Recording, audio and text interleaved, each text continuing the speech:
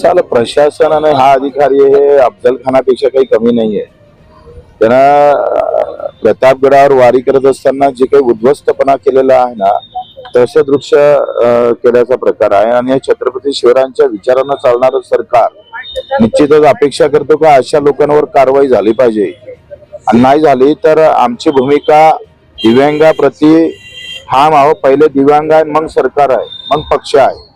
पहिले दिव्यांग आहे आमच्यासाठी, पक्ष आणि हे नंतर आहे. पक्षच या सरकार दिव्यांगासाठी शेतकऱ्यासाठी उभं राहिलं पाहिजे. या भूमिका ठाम आहे, त्या अधिकाऱ्याचा निषेध करतो. आणि वेळ आली त्यांनी 24, 25, 26चा कोणत्याही दिव्यांग निधी वाटप केला नाही. अजूनही या दिव्यांगांना 6,000 रुपये महिना जो हक्काचा आहे संजय गांधीचा, तो भेटू शकला नाही. मग प्रशासन करतं काय? अशा सगळ्या व्यवस्थेच्या विरोधात लढण्यासाठीच आम्ही या सगळ्या गोष्टी करतोय. आणि हे जर सुधारणा केली नाही, इथल्या संभाजीनगरच्या महानगरपालिकेनं यांचं निधी वाटप करावं तातडीनं. तो एकच्या अगोदरचा आयुक्त इतकं नालायक होतं तर 4 माराव्या आणि 1च मोजावा असं आयुक्त होतं. त्यानं 4-5 वर्षात एक निधी खर्च नाही केला दिव्यांगांसाठी. आणि मग या सगळ्यासाठी 15 दिवस आम्ही महानगरपालिकेला देतो. एक या दिव्यांग निधी असेल, घरकुलाच्या संदर्भातला विषय असेल, हा मार्गी जर लावला नाही तर थेट महानगरपालिकेच्या आयुक्ताचा विषय हा आमच्या सोबत असेल. आता आम्ही त्यांना राहण्यानं भाड्यानं घर देतोय करून 4-5 महिने. आणि तेपर्यंत एक घरकुलाची व्यवस्था शिवसेना कक्ष मदत निधीतून आपण करू. आणि त्यांना एखादा रोजगार देता येईल का, आणि त्यांचं महिन्याचं किराण्याचं किमान भागेल अशी व्यवस्था आपण करू. बरं, पण असं म्हटलं जातं की गोरगरिबांवर कारवाई होतीये, दुसऱ्यावर कुठेतरी भेदभाव केला जातो कारवाई करताना. हे अगदी बरोबर आहे, असंच आहे. जे सुधारणा करणं गरजेचं आहे. सरकार कुठलंही असो, कोणाचं असो, हा विषय नंतरचा आहे. पण ते कसं वागतं लोकांसोबत ते पण पाहणं महत्वाचं आहे ना. मग इथल्या श्रीमंताचं अतिक्रमण पाळताना तुमची काय हात काय बांगड्या घातल्या होत्या का? जेवढे हात तुम्ही गरिबांसाठी उचलले तेवढे श्रीमंतासाठी उचलताना मर्दांगी दाखवा ना. असं तर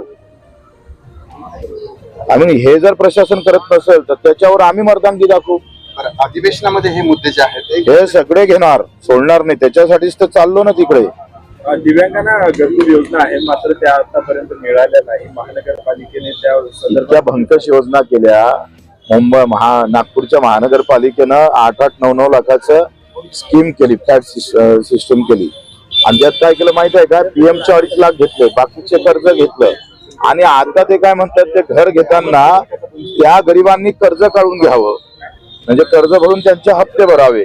तुम्ही सांगा आता या महिलांना कुठून कर्ज देणार बँक? योजना भंकसपणे अक्कल नावाची गोष्ट असली पाहिजे ना.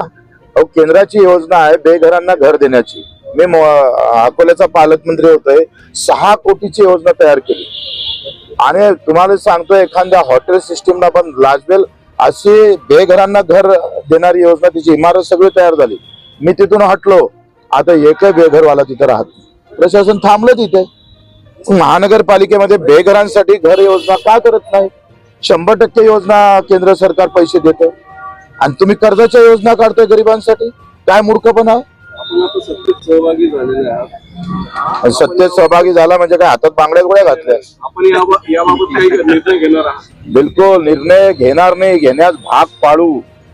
परिपत्रक काढायला लावू. शिंदे साहेबांना मी स्वतः भेटणार आहोत का एखादं अतिक्रमण काढत असताना तिथल्या लोकांची उपासमार, पोटमार, त्यांचा उघडे संसार पडू नये. छत्रपतीने जे सांगितलं, सगळ्यांना पोटाशी लावावे,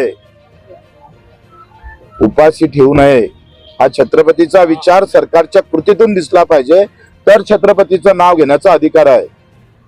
ओके सर